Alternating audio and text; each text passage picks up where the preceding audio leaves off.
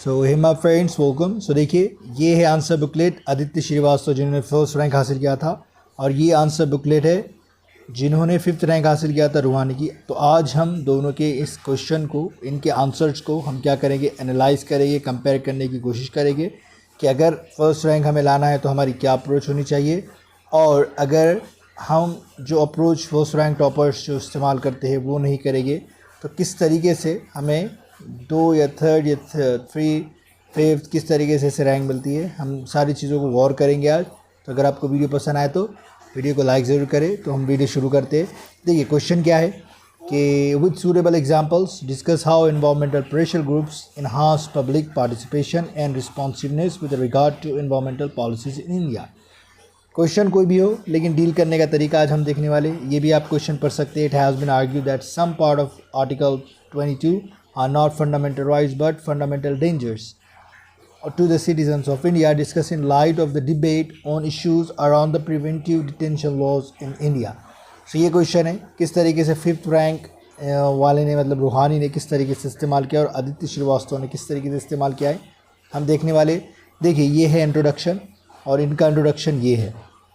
सो कोई भी इंट्रोडक्शन जब हम फर्स्ट रैंक होल्डर की देखते हैं तो वो ज़्यादातर बहुत 4 लाइन होते हैं, लेकिन 3 लाइन में ज़्यादातर वो इंट्रोडक्शन लिखते हैं। लेकिन यहाँ पर देखिए 1 2 3 4 5 6, तो इन्होंने 6 लाइन का इस्तेमाल किया है। तो हर क्वेश्चन को उठाकर देखिए, ज़्यादातर सेकंड रैंक जो भी फर्स्ट रैंक है, सेकंड या थर्ड वाले रैंक वाले हैं, वो ज़्यादातर 2-3 बहुत 4 लाइन में अपना इंट्रोडक्शन दे देते हैं।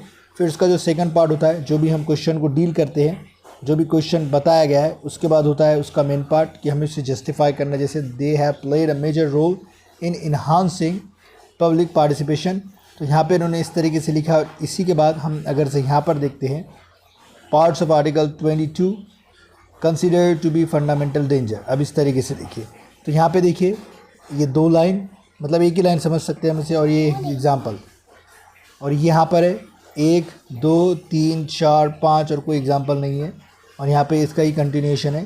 तो हम देख सकते हैं कि किस तरीके से जो इंट्रोडक्शन है, जिसे जस्टिफिकेशन कहते हैं हम, कि क्वेश्चन में जो पूछा गया है उसे हम जस्टिफाई करना है एग्जाम्पल देकर और सारी चीज़ें बताकर। तो ज़्यादातर फर्स्ट रैंक होल्डर क्या करते हैं, एक लाइन लिखते हैं, उसके बाद एग्जाम्पल लिखते हैं। मैं बहुत सारे वीडियो में आपको बता चुका हूँ। तो यही वीडियो है, मतलब यही सा इनका कॉन्सेप्ट है, फर्स्ट रैंक होल्डर का तरीका है। फिर उसके बाद देखिए, अगर हम एक क्वेश्चन को थोड़ा सा आगे बढ़ाते हैं तो उसका सेकंड जस्टिफिकेशन हमें मिलेगा। यहाँ पर भी हम देखते हैं, अब इसमें इश्यूज़ के बारे में बताया गया है, मतलब जो क्वेश्चन को डील कर रहे हैं ना। However they are certain challenges, हमें अभी चैलेंजेस है, यहाँ पे भी चैलेंजेस है, मतलब एक तरह के इश्यूज़ ही है। Adoption of democratic means like strikes, location, okay, lockouts वगैरह, इन्होंने भी इस तरीके से ही लिखा है। लेकिन यहाँ पर 1 2 3 साइकोलॉजिकल इफेक्ट पड़ता है इंसान पे कि हाँ इसमें 3 या 4 पॉइंट नज़र आ रहे, लेकिन यहाँ पर ऐसे एरो देकर लिखे हैं इन्होंने। तो शायद ये भी एक फैक्टर हो सकता है कि हम फर्स्ट रैंक हासिल ना कर पाए और सेकंड, थर्ड, फोर्थ, फिफ्थ ऐसे रैंक पर चले जाए। और ये 2-2 3-3 लाइन में यहाँ पर कोई भी एग्जाम्पल नहीं दिया गया है, तो वो भी हम इस पर गौर कर सकते हैं। फिर देखिए, अब वे एड में जो भी हम ओपिनियन देते हैं अपना कि हमें ये करना चाहिए या नहीं करना चाहिए, इस तरीके की चीज़ें यहाँ पर लिखी गई है। लेकिन यहाँ पे कोई वे एड के बारे में बताया ही नहीं गया है। सीधा इन्होंने क्या किया है, इश्यूज़ के बारे में लिख दिया गया है, और इसके ओपिनियन इन्होंने जो सोचते हैं वो नहीं बताया गया। लेकिन फर्स्ट रैंक वाले हमेशा कोई ना कोई ओपिनियन या वे एड देते हैं, और उसी के ऊपर 1-2 लाइन में लिख देते हैं, और कि हाँ ये this would uphold participative good governance, या फिर this would help in doing something. लेकिन यहाँ पर ऐसा कुछ भी नहीं दिया गया है।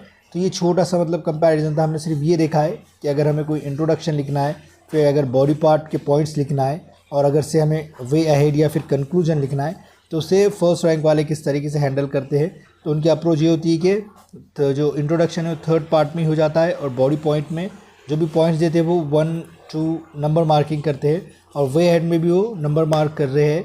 और कंक्लूजन अगर रहा तो वो कैसे कंक्लूजन को ब्रैकेट में डालकर लिखते हैं, और बाद में ऐसे 2-3 लाइन लिखकर क्वेश्चन को ख़त्म करते हैं। लेकिन ज़्यादातर हम जब देखेंगे फर्स्ट रैंक के ऊपर वाले जो भी रैंक वाले हैं, 2 3 5 4 कितने भी, तो वो क्या करते हैं, ज़्यादातर ज़्यादा लफ्ज़ों में लिखने की कोशिश करते हैं, आंसर को एड्रेस करने की कोशिश करते हैं। लेकिन फर्स्ट रैंक वाले they write less but describe more, okay, through those 1 or 2 lines, okay, so that we have to follow, that we have to build that kind of capacity in our all answers if you want to be like among third, like three toppers, or third, what do you say, the top 3 people in the UPSC. Okay, so this was the video. If you have learned something new and if you want to know something further, something more, so you can just comment me. And thanks for watching.